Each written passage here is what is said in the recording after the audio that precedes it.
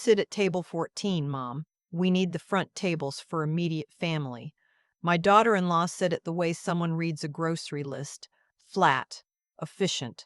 Already moving on to the next item before I had time to process the one she had just handed me. I was standing in the hallway of St. Lee, Andrew's Presbyterian, Ottawa, still wearing my coat, still holding the small clutch purse I had bought specifically for this day. Table 14. I did not know where table 14 was, but I had a feeling I was about to find out. My name is Margaret, and I am 68 years old. I have lived in this city my entire life.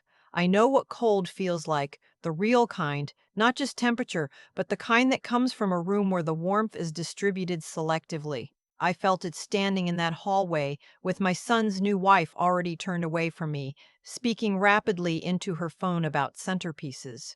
I had paid for those centerpieces. Let me explain how we got here because it did not happen overnight. These things rarely do. My son Andrew is 37. He is quiet in the way some men are quiet, the kind that gets mistaken for depth, until you realize it is mostly just avoidance.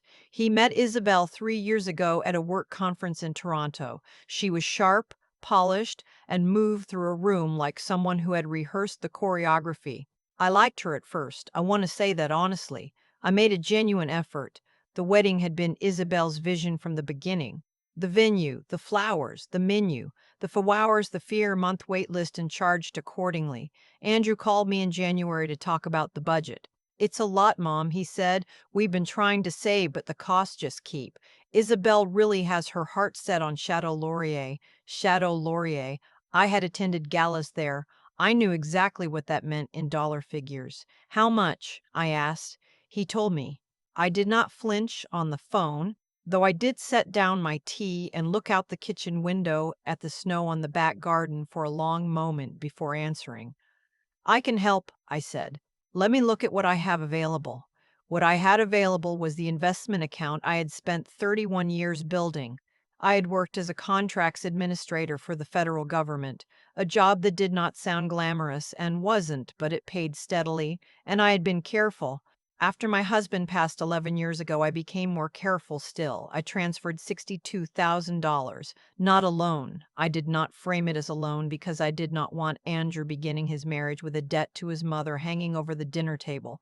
I gave it, freely, because he was my son and I loved him and I believed, genuinely believed that the gesture would be understood for what it was. Isabel called me the next day. "This is incredibly generous, Margaret," she said. Her voice had that particular warmth people use when they have received something they fully expected to receive. "Andrew and I are so grateful." I told her it was my pleasure, and at the time, I meant it. Over the following months, I was occasionally consulted. The caterer was selected. The flowers were decided. I was sent photos and asked for my opinion, which was then factored in with approximately the same weight you would give a comment card at a hotel. Noted, filed, not acted upon. I did not mind. Or I told myself I did not mind. Or I told myself I did not mind. Weddings belonged to the couple, I thought. My job was to be supportive and present. I booked my flight from Ottawa to Toronto, where the ceremony was being held. I arranged my own hotel room at a place 2 blocks from the venue. Nothing extravagant. A clean room and a good mattress. I bought a dress I felt genuinely lovely in, deep blue silk that my friend Constance said made me look like someone who had just returned from the south of France. I arrived at St. Andrew's Presbyterian 20 minutes early, as I always do. Andrew was in a back room with his groomsmen, and I was told by someone I did not recognize with a clipboard and a headset that family seating was being managed by the coordinator. The coordinator was Isabel's younger sister. She was the one who met me in the hallway, table 14. "I'm sorry," I said carefully. "Can you tell me where that is?" She pointed in the general direction of a large pair of closed doors and said, "Far end, near the bar, near the bar. At my son's wedding." After $62,000, I nodded. I walked into the main reception hall and I found table 14 without much difficulty because it was, as described, at the far end of the room. Near the bar, yes. Also near the kitchen door, which swung open every few minutes with a rush of noise and catering staff.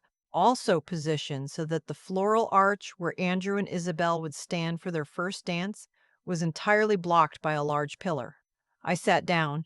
The other people at my table were perfectly pleasant. A colleague of Andrew's from his Ottawa office, a cousin of Isabel's who had flown in from Vancouver and seemed just as confused as I was about how she ended up at table 14, and an older couple who turned out to be family friends of Isabel's parents from Oakville. No one at that table had contributed $62,000 to the event we were all attending. I want to be clear that I did not say that aloud. I thought it quietly while I unfolded my napkin. The front tables, I could see from where I sat, held Isabel's parents and grandparents, her aunts and uncles, her university friends, her bridesmaids and their partners. Table 1, Table 2, Table 3. Andrew's father was gone. I was his only parent. I was at table 14. I took a long sip of water and looked at the centerpieces. Tall white orchids in glass cylinders, very elegant. I remembered approving the quote for them. $400 per table, 24 tables. My phone was in my purse. I left it there. The ceremony was beautiful, I will give them that. Andrew cried when he saw Isabel walk down the aisle, and that made me cry too, quietly, into a small tissue I had thought to bring. Whatever was happening around the edges of this day, my son was happy in that moment, and that was still something. But during the cocktail hour, as I stood near a window with a glass of Riesling watching Isabel move through the room receiving congratulations, I noticed something I had not expected to notice. She moved differently with her own family than she did with mine. With her parents, her shoulders dropped, she laughed more easily. With Andrew's colleagues or distant relatives, she was gracious but managed, the way a good hostess is gracious, technically correct but not quite present. And when she passed near where I was standing, she gave me a smile that contained about as much warmth as a card read at a drive-through. "Glad you could make it, Margaret," she said, and moved on. "Glad you could make it." I stood there for a moment, holding my wine, thinking about that sentence. I had not just made it. I had made it possible. I found Andrew during the cocktail hour, between the bruschetta table and the smoked salmon display, both of which I had also financially contributed to without ever being asked to verify the final bill. "Table 14," I said. I kept my voice completely even. He looked briefly uncomfortable. Isabel handled the seating. I'm sure she put me near the kitchen door, I said, behind a pillar. Andrew looked at the floor for a moment. Then he said, "Mom, today's really busy. Can we talk about this later?" That sentence. Today's really busy. As if I had raised a scheduling conflict rather than the fact that his mother, who had funded the majority of this occasion, had been seated behind a structural pillar near a swinging kitchen door. "Of course," I said, and I smiled at him, because it was his wedding day and I was not going to make a scene. Not here. Not like this. But I walked back to table 14 with something different in my chest than what I had arrived with. The feeling had a name, but it was not anger. It was older than anger. It was the recognition that I had confused my own generosity with a kind of currency I thought would purchase something it apparently hadn't. Respect. I sat through the dinner. The food was excellent, I will say that. The salmon was from a supplier I knew Andrew admired, and the dessert table had those little butter tart squares that are impossible to find outside Ontario and still somehow perfect every single time. I had 2 of them. I figured I had paid for them. During the first dance, I watched from table 14. The pillar mostly blocked Andrew's left side, but I could see Isabel clearly, her dress moving as she turned, her head tipped slightly against his shoulder. She looked radiant. She also looked in that moment like someone who had arranged the world exactly as she wanted it and was satisfied with the result. I thought about the January phone call. I thought about Andrew's voice, careful and a little embarrassed, explaining the cost, explaining Isabel's vision. I thought about how I had transferred that money without a single condition attached, without a written agreement, without even a conversation about what it would mean for my retirement savings. I had trusted that meaning was understood. It was not. I excused myself between the speeches and the cutting of the cake, telling the nice colleague from Andrew's office that I was going to find the washroom. Instead, I walked to a quieter alcove near the coat room and I sat down on a small upholstered bench and I opened my banking application on my phone. I had used this application for 8 years. I knew it the way I know my own kitchen. I did not touch the funds that had already been spent. The venue deposit, the caterer, the photographer, those were gone, and I was not interested in a legal dispute. But there were two outstanding authorizations still pending on my credit card. Isabel's mother had called me 3 weeks ago to ask if I would cover the bar tab, which would be settled at the end of the night as an estimated charge. And there was the Honeymoon Hotel in Portugal, a beautiful posada south of Lisbon, that Isabel had found and asked me, very sweetly, to book using my card because she had hit her travel credit limit, and Andrew's card didn't have the travel insurance coverage. $2,400 for 5 nights. I sat on the bench in the alcove of Chateau Laurier with my son's wedding proceeding beautifully behind the closed doors, and I looked at those two authorizations on my screen, the bar tab, the hotel in Lisbon. I thought about table 14. About, glad you could make it. About the pillar. Then I thought about something Isabel had said to me 3 months ago when I'd asked if she needed help addressing invitations, one of those small offers you make when you want to stay connected. She had laughed lightly and said, "Oh, we're handling all of that, Margaret. You just focus on the financial side. That's the important part. That's the important part."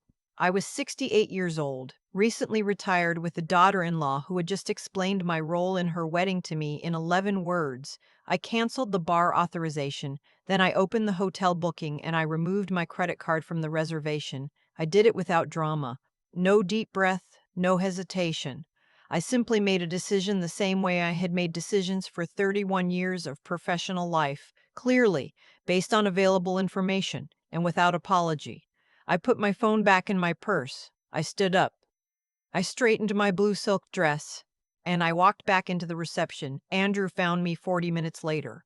I was at table 14 again, talking to the cousin from Vancouver, who turned out to be a retired school principal from Richmond and had some genuinely interesting things to say about teaching in the 80s. Andrew appeared at my shoulder and said quietly, "Mom, can I speak to you for a second?" I excused myself and followed him to a corner near the bar. Yes, the bar that was near table 14. How convenient. And I could already see from his expression that something had been discovered. "The hotel in Portugal," he said. "Yes," I said.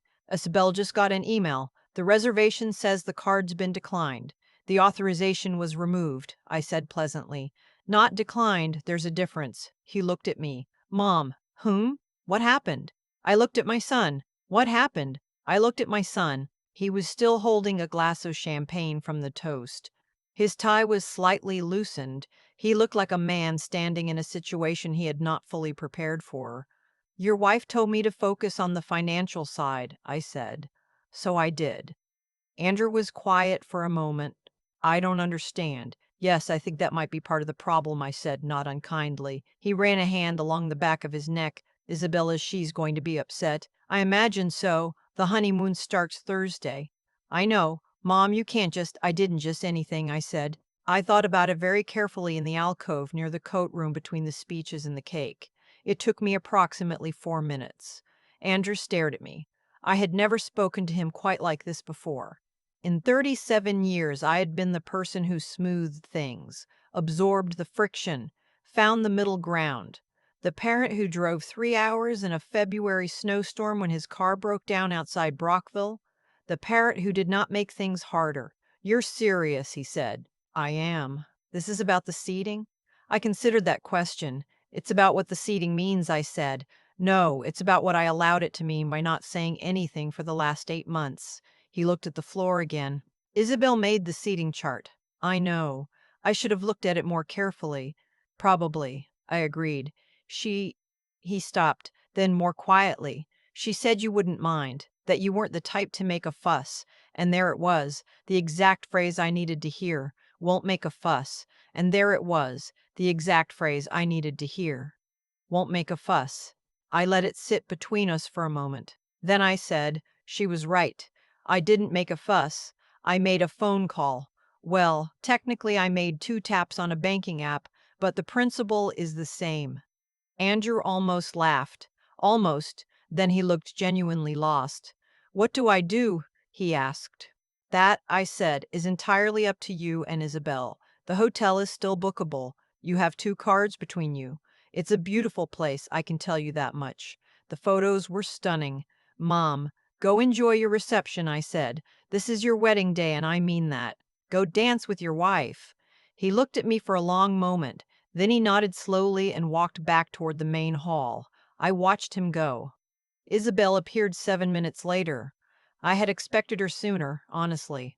She moved quickly and with purpose, which I had always admired about her in other contexts.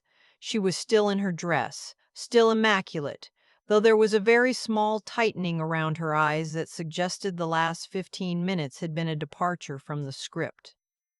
"Margaret," she said. Her voice was even. "We need to sort out the Portugal booking." "I know," I said. "There must have been some kind of system error." I looked at her. There wasn't. A pause, the noise of the reception behind her, glasses, music, someone laughing too loudly near the dance floor. "I see," she said. "The authorization was removed," I said, deliberately. "Why would you do that?" she asked. Her composure was excellent. I gave her that.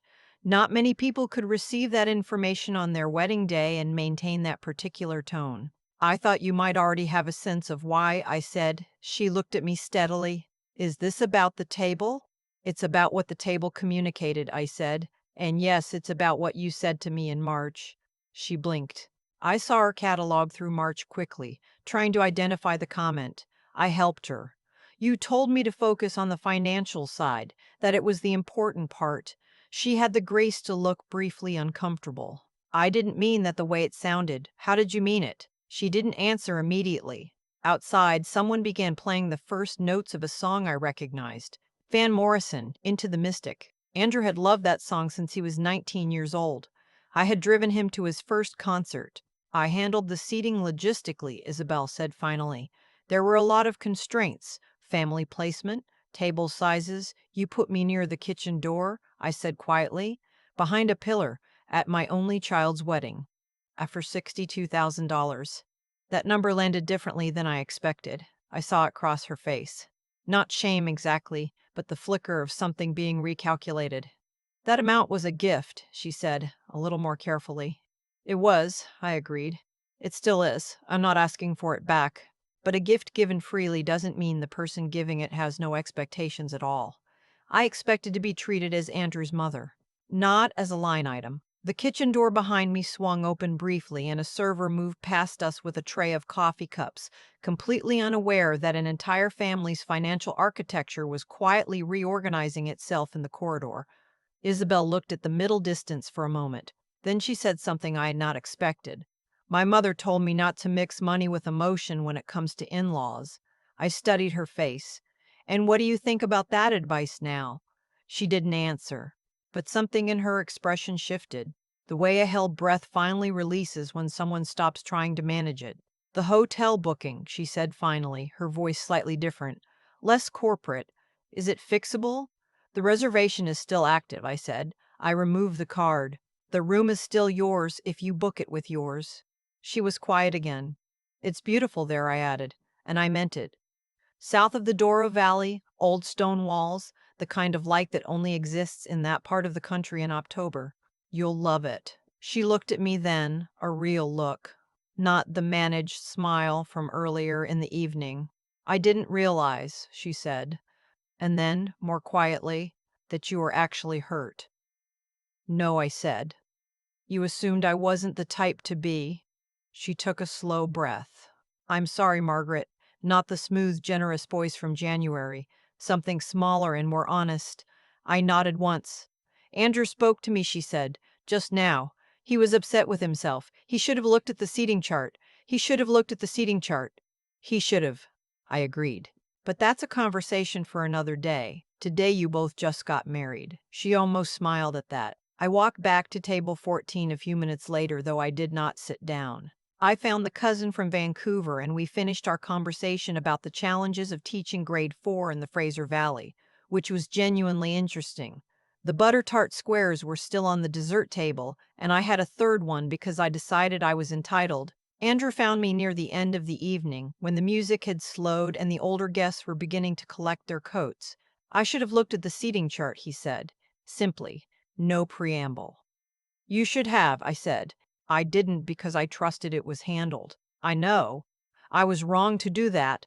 I looked at my son, 37 years old, still a little awkward when the moment required vulnerability, the same as he had been at 7 and 17. I put a hand briefly on his arm. Thank you for saying that, I said. She's going to call you, he said. About everything, not today, this week. All right, and we'll sort out Portugal ourselves, he said. It cost him something to say it. I recognized that. Good, I said, and I meant that too. I collected my coat at 11:15. The Ottawa-bound BIA train left early, and I wanted to be at the hotel before midnight. The night air outside Chateau Laurier was sharp, early October, the kind of Toronto evening where you can smell the lake from certain streets if the wind is right. My phone buzzed as I waited for my cab, a text from Andrew. Thank you for being here, Mom. I love you. I stood on the pavement in my blue silk dress, and I read that sentence twice. Then I typed back, I love you too. Go dance with your wife. My cab arrived 2 minutes later. The driver had the radio on low, something I didn't recognize, and the city moved past the windows in the particular way it does at night when you are no longer quite in the middle of things and can finally see them clearly. I had paid for an elegant wedding. I had not paid to be made invisible at it. And somewhere between the coat room alcove and the dessert table and the honest conversation in the corridor, I had found the line I should have drawn months earlier. People talk about generosity as though it is without limit. But even the most giving person has a point where the give stops producing anything except the quiet erosion of their own dignity. I had found mine, not with a scene, not with recriminations, not with a speech that ruined anyone's evening. With 2 taps on a banking app and the willingness to say, calmly, what was true. There are easier ways to be invisible. I had been practicing some of them for years. I do not think I will practice them anymore.